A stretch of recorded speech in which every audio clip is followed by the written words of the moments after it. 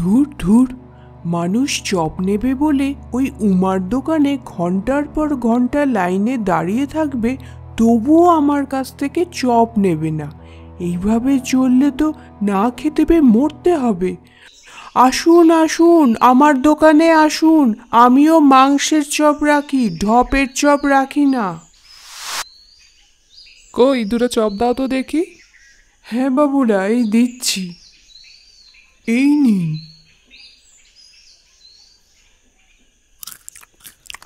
থু থু, এ হে, এটা কি হয়েছে? এটা চপ একদম ভালো নয়। ও, ওই দিক থেকে যা গন্ধ আসছে, পাশের চপের দোকানে চল।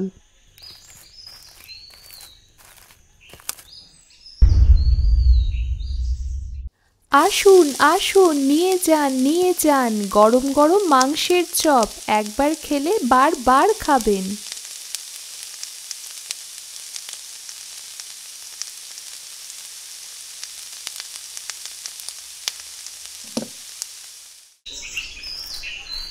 কই দুটো চপ দাও তো দেখি। এই নিন।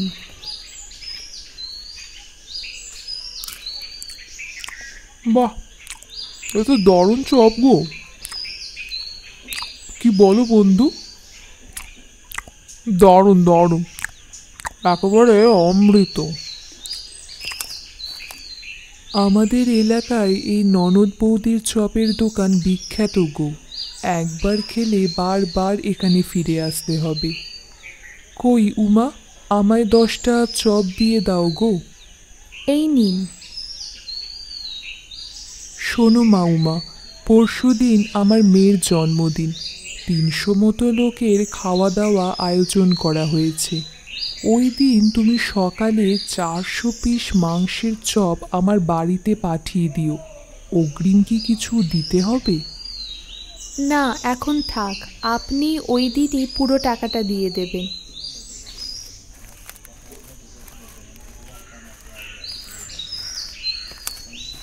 ও দাদা, ও দাদা, এইদিকে আসুন না, কথা আছে। হ্যাঁ, কি বলবেন বলুন। আপনার বাড়িতে পরশুদিন তো অনুষ্ঠান, যেই অর্ডারটা ওই ননদ বৌদিকে দিয়ে এলেন, ওটা আমায় দিন। ওরা মেয়ে মানুষ, পারবে নাকি এত বড় অর্ডারটা সামলাতে? থামুন মশাই, আপনি আপনার দোকানের চপ অতিথিদেরকে খাওয়ানো যায় নাকি? যত সব। উফ, এই অর্ডারটাও গেল। যবে থেকে এই ননদ বৌদির দোকান খুলে বসেছে, তবে থেকেই আমার ব্যবসা উঠেছে লাঠে। সারা দিনে একটাও বিক্রি বাক্রা নেই, আর সহ্য হয় না। এবার একটা কিছু করতেই হবে দেখছি, সুযোগ বুঝে কোপ মারতে হবে।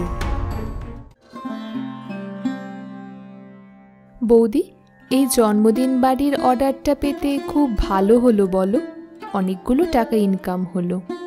ঠিক বলেছ উমা, তোমার দাদা চলে যাওয়ার পর এই ব্যবসাটা চলছে বলেই আমরা বেঁচে আছি। থাক বৌদি, এখন এসব কথা, অনেক রাত হলো, দোকান বন্ধ করতে হবে তো।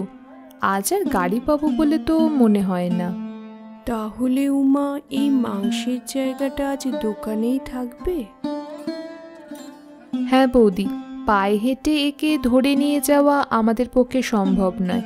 এইটা এইখানেই থাক, কাল একটু তাড়াতাড়ি চলে এসে এর ব্যবস্থা নেওয়া যাবে। কাল আর তোমাদের আসবে না, আজ রাতটা তোমাদের কিভাবে কাটে সেটা দেখো।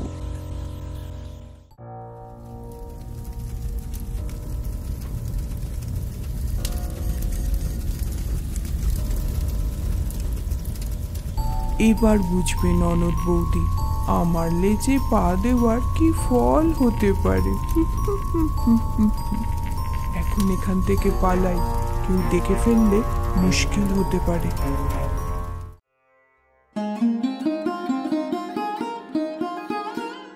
এ কি ক্ষতি হলো উমা আমাদের, এখন আমাদের চলবে কিভাবে?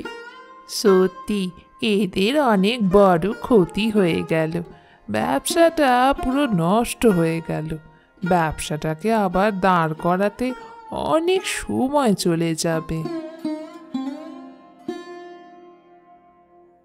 উমা, কাল রাতে রেখে যাওয়া পুরো মাংস সব পুড়ে তো নষ্ট। পুড়ে যাওয়া মাংস? শুনুন আপনারা, প্রতিদিনের মতো আজও সন্ধেবেলায় আমাদের দোকান খোলাই পাবেন। আপনারা কিন্তু আসবেন। এই মেয়ে বলে কি? সে কি কি বলছো গো উমা তুমি? বৌদি, তুমি চিন্তা করো না। এই ঘটনা কে ঘটিয়েছে তা আমি ভালোই বুঝতে পারছি। কই, আশপাশের কোনো দোকানে তো আগুন লাগেনি। আমি এর মোক্ষম জবাব তাকে দিতে চাই, তবে সরাসরি আমি দেব না। দেবে আমার মাংসের চপ। তুমি এসো আমার সাথে। আচ্ছা, এই ব্যাপার। ভাঙবে তবু মচকাবে না। ঠিক আছে, আমিও দেখে নেব আজ রাতে কার দোকানে মানুষের ভিড় লাগে।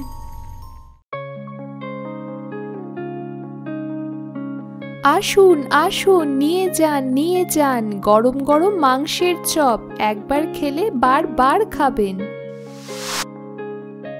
আজ কিন্তু আরও স্পেশাল চপ, আরও টেস্টি, কিন্তু দাম ওই একই। কই দেখি একটা খেয়ে। এই নিন।